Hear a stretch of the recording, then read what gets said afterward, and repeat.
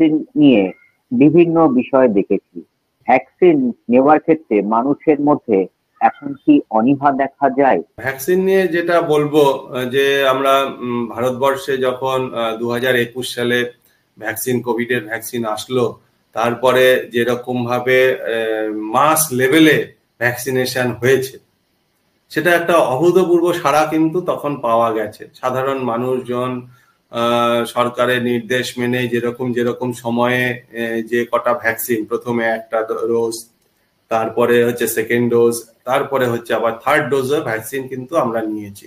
এবার ভ্যাকসিন নেওয়ার পর সাধারণ মানুষের মধ্যে কিন্তু একটা প্রশ্ন ছিল, এই যে ভ্যাকসিন তো আমরা নিলাম, ভ্যাকসিন নেওয়ার পরও আমাদের তো কোভিড হচ্ছে, আমাদের তো আবার সেই আক্রান্ত হচ্ছে, তাহলে ভ্যাকসিন নিয়ে কি লাভ হলো, বা ভ্যাকসিনের কতটা এফেক্টিভনেস বা প্রোটেক্টিভনেস, সেটা কিন্তু কোনো তথ্য পাওয়া যাচ্ছে না। সেই সময়ে একদম নতুন ছিল। তারপরে কিন্তু ধীরে ধীরে ধীরে ধীরে এই সমস্ত ভ্যাকসিন গুলোর কিন্তু আস্তে আস্তে কতটা কার্যকারিতা বা কতটা কিভাবে তার সাইড এফেক্ট হতে পারে, এইগুলো কিন্তু কিছু তথ্য নজরে আসছে। তবে যে কোনো রোগের ভ্যাকসিনই সেই রোগটাকে 100% প্রোটেকশন দেয় না।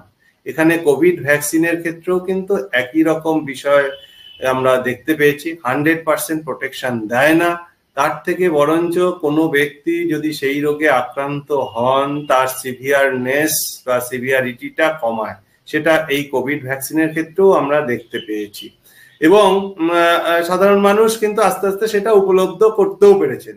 এখন বর্তমানে যে কোভিডের একটা ঢেউ শুরু হচ্ছে বা হয়েছে, তাতে এই ভ্যাকসিন কতটা কার্যকর, কিভাবে আবার নেব, সেটা কিন্তু ভারত সরকার তথা পশ্চিমবঙ্গ সরকার এখনো কোনো নির্দেশ কিন্তু সেরকম ভাবে দেননি। কারণ হচ্ছে বর্তমানে যে কোভিড সংক্রমণ চলছে, তার যে ভ্যারিয়েন্ট চলছে, তাতে ভাইরাসের যে মিউটেশন হয়েছে, সেই মিউটেশন হওয়ার ফলে আমাদের যে আগে ব্যবহৃত যে ভ্যাকসিন গুলো ছিল, সেই ভ্যাকসিন কতটা এফেক্টিভ হবে সেইটা নিয়ে কিন্তু ডাক্তারি মহল বা আমাদের স্বাস্থ্য মন্ত্রকেও কিছুটা কনফিউশন আছে।